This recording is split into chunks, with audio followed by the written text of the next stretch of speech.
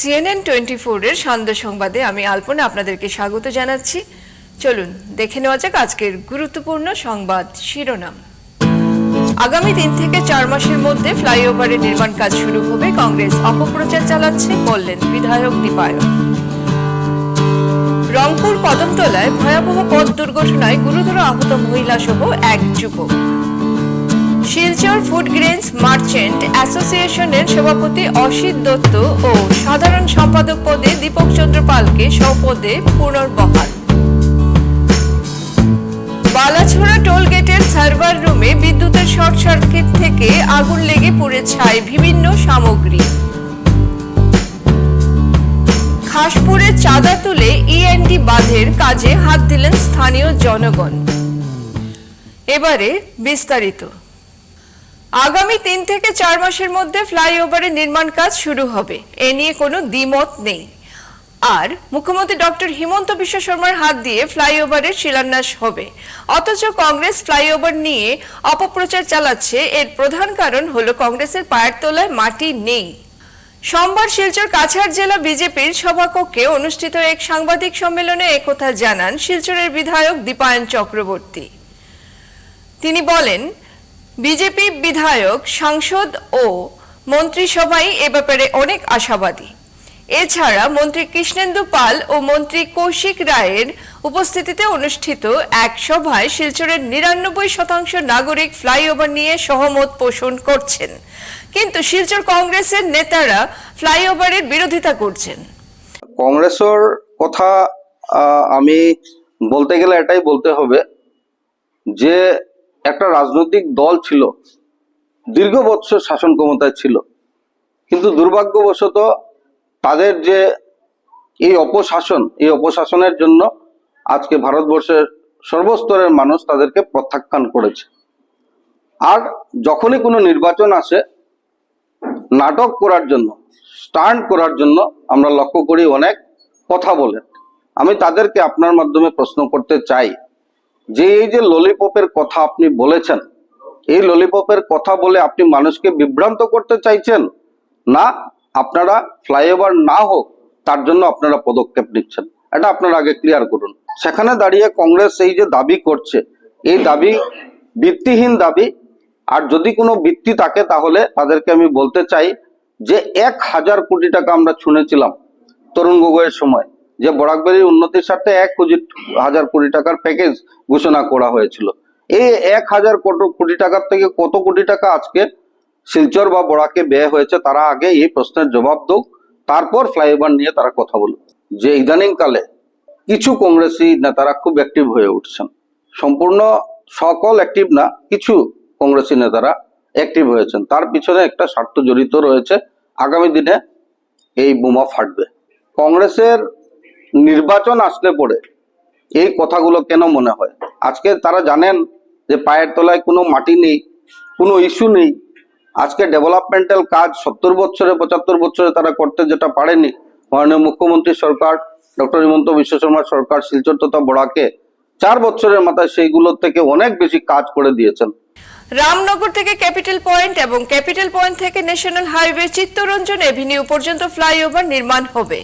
যে ওনারা ক্যাপিটাল আমাদের আইএসবিটি থেকে শুরু করে সোজা ফ্লাইওভারটা ক্যাপিটাল পর্যন্ত আসবে, ক্যাপিটাল পর্যন্ত আসার পর সেটা আবার ক্যাপিটাল থেকে শুরু হয়ে আবার সোজা ন্যাশনাল হাইওয়ে পয়েন্ট পর্যন্ত যাবে।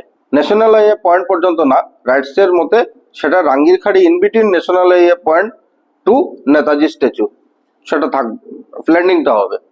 তো আমি তাদেরকে বলেছিলাম, অনুরোধ করেছিলাম যে মাননীয় মুখ্যমন্ত্রীকে আপনারা বলবেন আর একটা মানে প্রপোজাল বানিয়ে সেটা যদি বিটি কলেজে নিয়ে ল্যান্ডিংটা করা যায় তাহলে ভালো হয়, কারণ আমরা ন্যাশনাল হাইওয়ে পয়েন্টের স্ট্যাচুটাকে ক্রস করে আমরা যেতে সক্ষম হব। আর আরেকটি লেগ আমি তাদেরকে বলেছি যে সাউথ পয়েন্ট পর্যন্ত, ন্যাশনাল হাইওয়ে সাউথ পয়েন্ট পর্যন্ত সেখানে নিয়ে যাওয়ার জন্য ওইখানে সেটা আপ ডাউন থাকবে, অর্থাৎ আমরা উপর দিয়ে উঠতে পারবো, আর মেডিকেল কলেজ থেকে যদি আমরা আসি তাহলে সেখানে ডাউনে নেমে যেতে পারবো। এদিন সাংবাদিক সম্মেলনে বিধায়ক দীপায়ন চক্রবর্তী সম্প্রতি আসাম বিধানসভায় অর্থমন্ত্রী অজন্তা নেওগের পেশ করা 2025-26 সালের বাজেট ঐতিহাসিক। 2025-26 অর্থ আসাম বাজেট 1,55,000 কোটি টাকার বাজেট। এই বাজেটে বরাক উপত্যকার বিভিন্ন উন্নয়নমূলক প্রকল্প বাস্তবায়নে অর্থ বরাদ্দ করা হয়েছে। এই 2025 ও 2026-এর বাজেটে বরাকের জন্য বিভিন্ন স্কিম ঘোষণা করেছেন, তার জন্য আন্তরিকভাবে প্রথমে ওনাকে শ্রদ্ধা নিবেদন করছি। আমরা লক্ষ্য করেছি যে উনার গতিশীল ও দূরদর্শী নেতৃত্বে আর আসামের প্রথম মহিলা বিত্তমন্ত্রী এই বাজেট উপস্থাপন করেছেন, যে বাজেটে আমরা লক্ষ্য করেছি যে 1,55,000 কোটি টাকার বাজেট।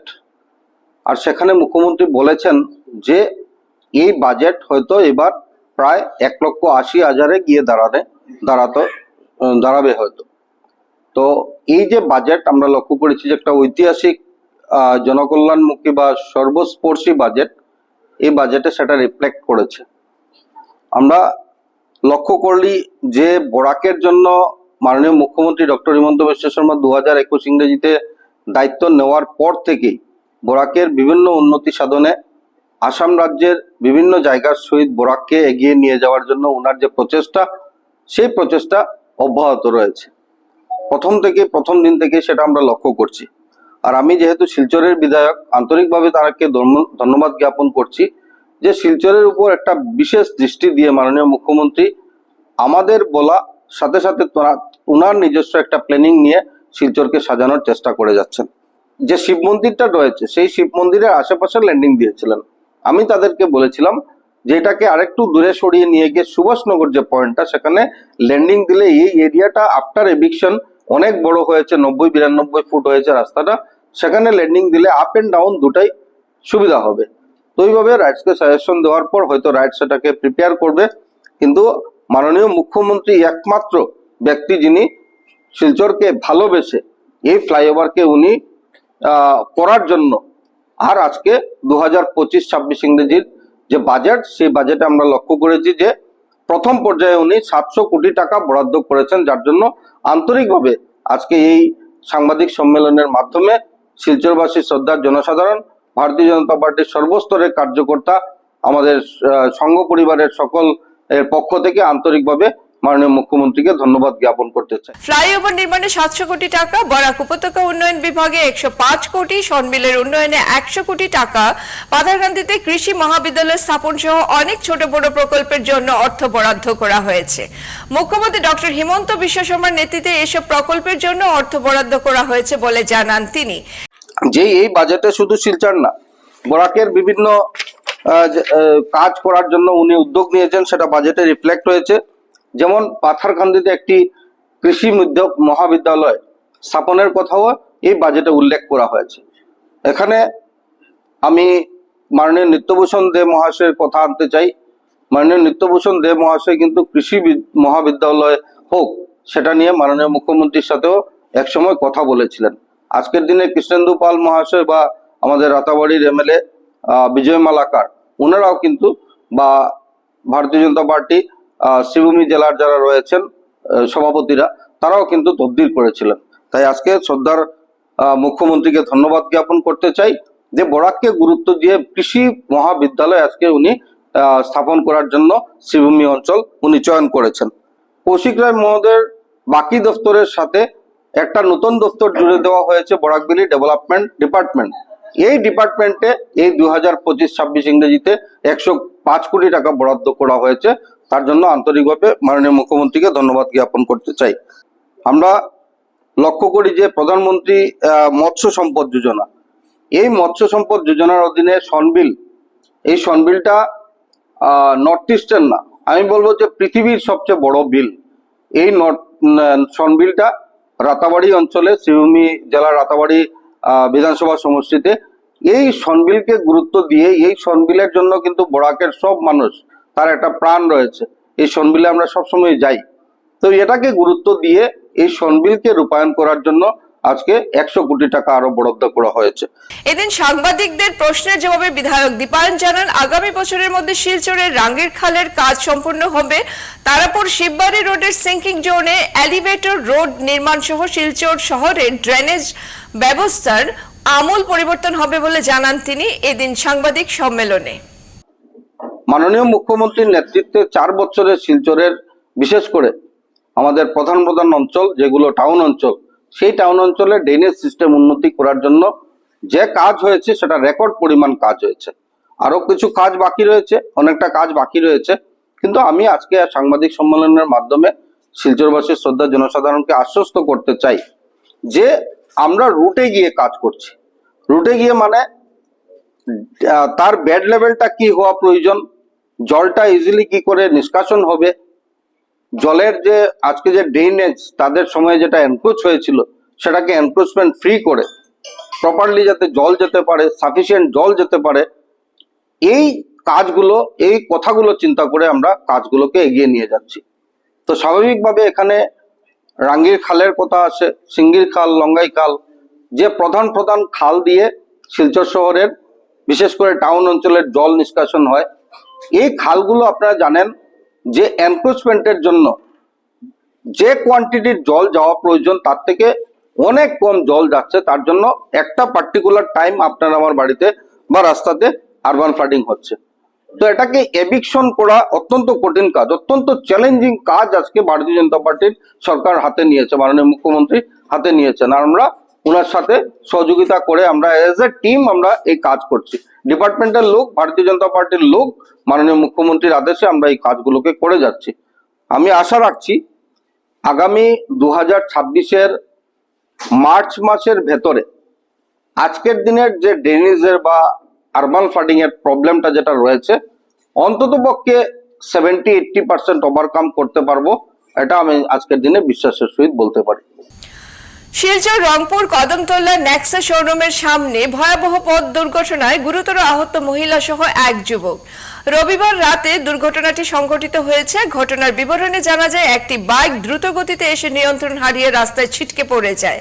এতে গুরুতরভাবে আহত বাইক চালক সহ এক মহিলা। পরে সঙ্গে সঙ্গে স্থানীয় জনগণ ঘটনাটি দেখে রংপুর আউটপোস্টে খবর দেন।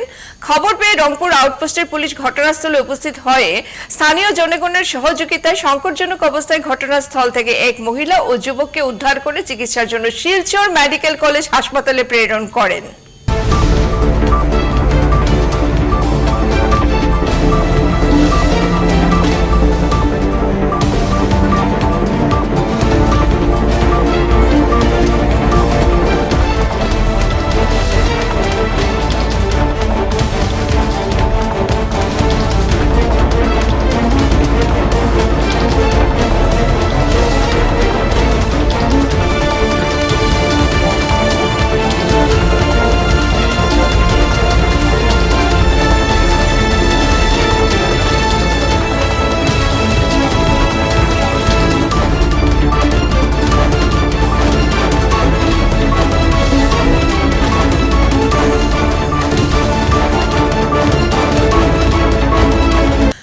শিলচর ফুড গ্রেনস মার্চেন্ট অ্যাসোসিয়েশনের সভাপতি অসিত দত্ত ও সাধারণ সম্পাদক দীপক চন্দ্র পালকে স্বপদে পুনর্বহাল করা হয়েছে।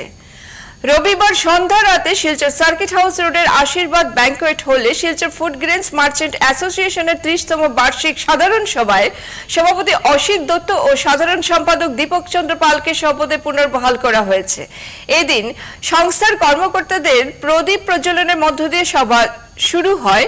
তারপর সংস্থার সাধারণ সম্পাদক দীপক চন্দ্র পাল স্বাগত বক্তব্য রাখেন এবং বিগত কার্যকালের প্রতিবেদন পাঠ করে শোনান। তারপর 2023-24 অর্থ বছরের অডিট পাস করা হয়। এছাড়া 2024 সালের 1 এপ্রিল থেকে 2025 সালের 15 মার্চ সময়কালের জন্য প্রাপ্তি ও পরিশোধের হিসাব পাস করা হয়।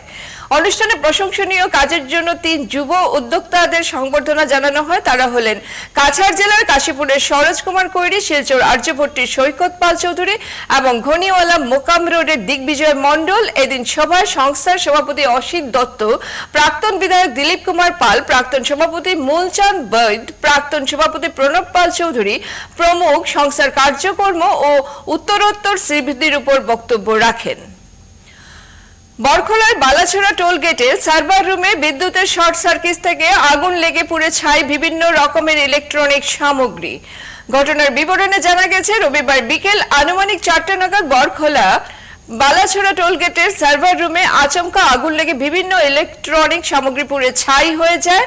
সার্ভার রুমের দায়িত্বে থাকা কর্মী সংবাদ মাধ্যমকে জানান, এদিন প্রথমে কালো ধোঁয়া বের হতে দেখেন, তখন সে হাল্লা চিৎকার শুরু করলে আশপাশের লোক ও টোলগেটের কর্মীরা আগুন নিয়ন্ত্রণের চেষ্টা চালায়, কিন্তু আগুন নিয়ন্ত্রণ করতে পারেননি। সঙ্গে সঙ্গে বরখোলা থানায় খবর দেওয়া হয়। খবর পেয়ে বরখোলা পুলিশ ও দমকলের দুটি গাড়ি ঘটনাস্থলে উপস্থিত হয়ে আগুন নিয়ন্ত্রণে আনতে সক্ষম হয়। का सब जल गया। मेरा कॉलेज का डिग्री जो भी था सब मेरे पास ओरिजिनल था, वो मैं बैग में रखा था और आग फैला। बस मैं लैपटॉप निकाल पाया, बाकी मेरा एक फ़ोन था, घड़ी था, वो सब जल गया। पर्स जल गया, आधार कार्ड, पर्स में पैसा भी था वो भी जल गया। बस ये मेरे पास जो बचा है यही बचा है ओरिजिनल में। हम लोग भी जाते हैं तो यहाँ से पानी के लिए भी दूर जाना पड़ता है, लेकिन इसके अभी तक अवेलेबल नहीं। NHI को कंप्लेन किए हैं, कोई व्यवस्था नहीं हुआ यहाँ पे अभी तक पानी का। एक बोर्डिंग था यहाँ पे जो भी था वो काम नहीं करता था, तो जब उनको बोला गया अभी तक कोई रिस्पॉन्स नहीं दिया गया। NHI से कोई रिस्पॉन्स नहीं दे रहा है, PIO से। यहाँ का जो मैनेजर है वो तो प्रवीण सर नाम है उनका, और ये SPC का टोल कलेक्शन है, कलेक्शन डिपार्टमेंट है वो है। और यहाँ का जो सिस्टम है वो BRS का है, और उसका मैं साइट इंजीनियर हूँ BRS का। উন্নয়নগামী সরকারের আমলে আজও রাস্তা ও ইএনডি বাঁধের জন্য ভোগান্তির শিকার হতে হচ্ছে কাছাড় জেলার উধারবন সমষ্টির খাসিপুর দ্বিতীয় খণ্ড বড়ইগ্রাম এলাকার জনগণের। 2022 সাল থেকে বন্যার সময়ে হাঁটুজল ওঠা সহ কাদায় থই থই হয়ে যায় এলাকা। এতে যেমন এই এলাকার বৃদ্ধ মানুষ থেকে শুরু করে যুবক, এমনকি স্কুল কলেজের ছাত্রছাত্রীরা সবচেয়ে বেশি ভোগান্তির শিকার হয়। এই ইএনডি রাস্তা দিয়ে নিত্যদিন শতাধিক মানুষের চলাফেরা করার একমাত্র ভরসা। এই রাস্তা পাড়ি দিয়ে বেশ কয়েকটি স্কুলে যেতে হয় কোচি স্কুল পড়ুয়াদের। বর্ষার মরশুমে নিত্যদিনের এই সমস্যা থেকে রেহাই পেতে এই এলাকার আমজনতা বার কয়েক জনপ্রতিনিধিদের কাছে গিয়ে আবেদন জানালেও শুধু আশ্বাস ছাড়া কোনো সুরাহা মেলেনি। তাই বাধ্য হয়ে অবশেষে গ্রামবাসীরা স্থানীয়দের কাছে চাঁদা তুলে এমনকি নিজেরাই হাত লাগিয়ে রাস্তা নির্মাণে নেমে লেগে পড়েন। এই এরিয়া হলো খাসিপুর বড়গ্রাম চিবাইগ্রাম আর এনডি বান্ধব যে রাস্তার যে মাত মাতিছেন যে সনমে এই মাতের মাঝে আমি বলবো যে এই গ্রামে এই যে এনডির বানটা খালি এনডির বান না, এটা একটা রাস্তাও, এটা 2-3 গ্রামের একটা রাস্তা। এদিকে বাদরি ব্রিজ থেকে লইয়া আর NH 37 যে রাস্তা ও রাস্তা পর্যন্ত লিঙ্ক আছে এই রাস্তাটা, এই এনডির বান্ধব। এটা একটা রাস্তা বলিয়া মানুষ চলাফেরা করার লাগি এনডির বান্ধব আর প্লাস রাস্তাও। দ্বিতীয় নম্বর হলো গিয়ে আর এনডির বান যদি খারাপ থাকার সময় মানুষ কোনো সময় বেমার আজার এই যে স্কুলের ছাত্রছাত্র যাওয়া যাবির লাগি খুবই অসুবিধা হয়। আর আমরা 2-3 বছর থেকে বেশি ভুক্তভোগী। এই এনডির বান্ধর কারণে প্রায় 10 থেকে 15 হাজার পরিবার জলের নিচে ডুবিয়া তখন নেওয়ার লগে লগে আমরা যে চিফ মিনিস্টার CM হেমন্ত বিশ্ব শর্মা স্যারকে জানানি হয়েছে এই যে মানে ভিডিওর রিপোর্টারের মারফতে, আর বাকি আরও এমএলএর কাছেও করা হয়েছে, আবেদন করা হয়েছে, ডিসির কাছেও আবেদন করা হয়েছে। কিন্তু এখন যদি তারা যদি কোনো সাহায্য সহযোগিতা করেন আমরা কাজ করার পরেও আরও বেশি ভালো হইব। আজকের বিস্তারিত খবর এখানেই সমাপ্ত হলো। নমস্কার।